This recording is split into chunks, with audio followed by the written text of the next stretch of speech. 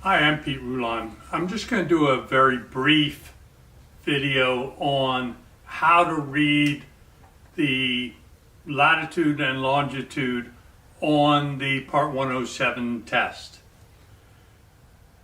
The questions that you'll encounter are one of two types. One is they will give you a latitude and longitude and they'll say, what airport's there?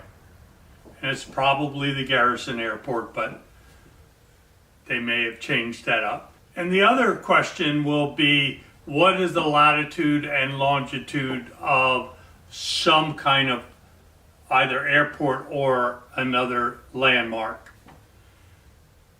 So I'm going to keep this brief and focused. So the first thing we want to understand is, how does latitude and longitude work? Latitude, think of ladder. What does a ladder do? It takes you up and down.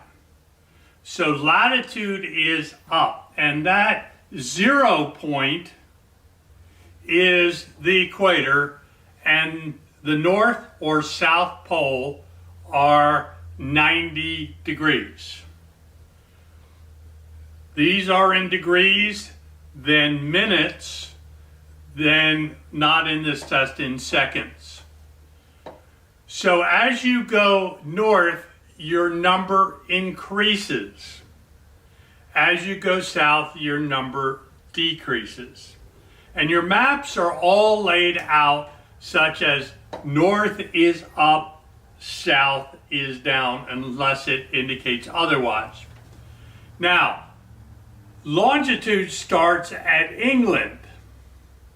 And for us, we go west. When you are properly doing a latitude and longitude, you're 77 west.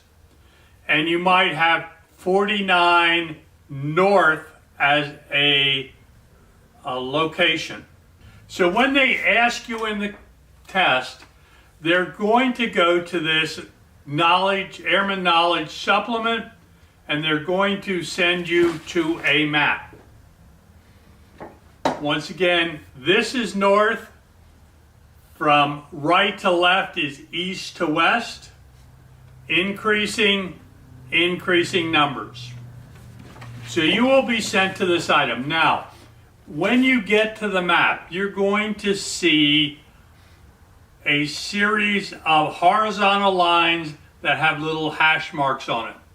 You're going to see a series of vertical lines that has a hash mark on it. Where those lines intersect somewhere on the map is two numbers at that corner. So you need to find those numbers. So in this map area, you see where I've highlighted those two numbers, and there's one all the way on the right side of the screen. So those are the numbers you need. Now, I just have expanded it so you can see. So that's the 99 longitude, and you see 98 on there. So left to right, so 99 to 98. So if you go to the right from 47, that's 46 and so many minutes. So if we look at this map and we see in that one corner 47, 99, and we see on the right-hand side, 98. So anything between 98 and 99, because we're moving left, is 98 with so many minutes. So it's broken up into 60 minutes.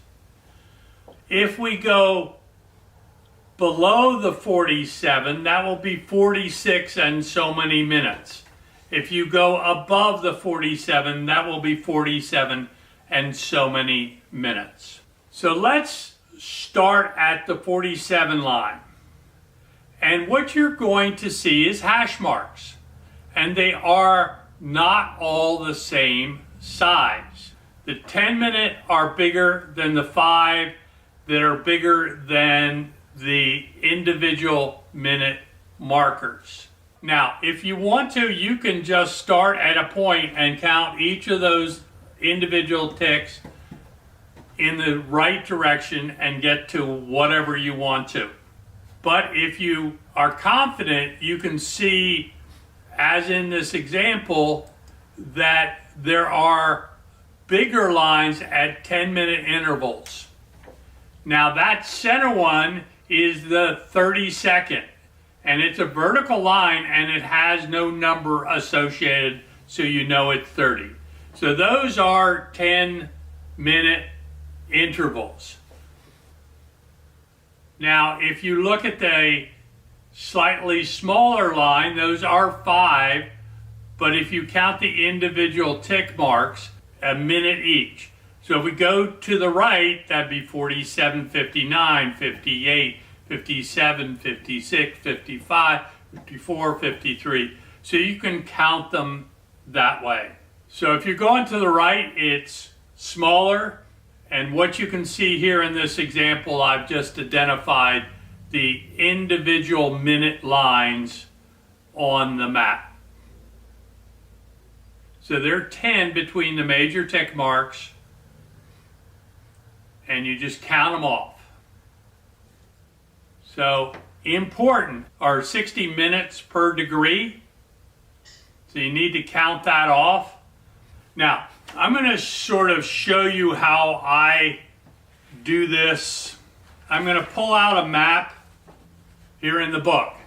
And so what I'm going to do is I'm going to go here to these latitude and longitude lines, and I'm going to go and I'm going to find out the latitude and longitude.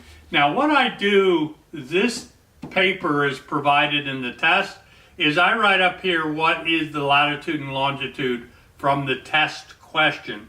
So I don't have to go looking at the test question. It'll be here. I'll move this paper over to the proper location and leave it there. Then I will find up and down is latitude. I will find the proper latitude, and by sticking the paper here, it's going to point to the answer. I just find it easier having, if you have a ruler, you can use a ruler.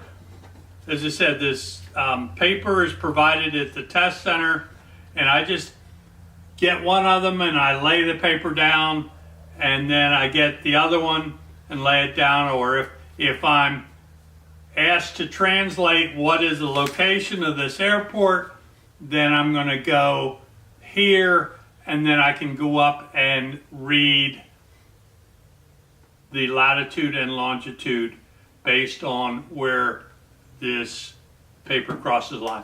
Just a hint of the way I do it. Before we wrap this up, I'd just like to go through a question with a little different twist.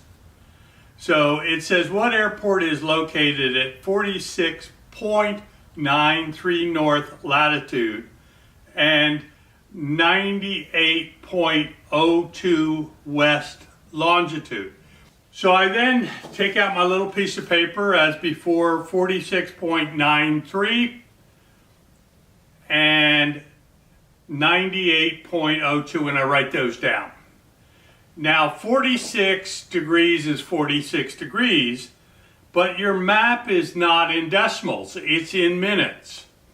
So to convert the decimal to minutes, you take the 0.93 times 60, and that gives you 56. So I'll write right below it, 46 degrees, 56 minutes. Then I take 9802, and so 9802 times 60 is 1. So I'll write down here 98 degrees, 1 minute. And that is going to answer your question. And if you want to look up, it is on figure 26 of the Sport Pilot's Study Guide. So I hope this helped you. There aren't many questions, but there are people who struggle with this content. And that's just a simple, quick video.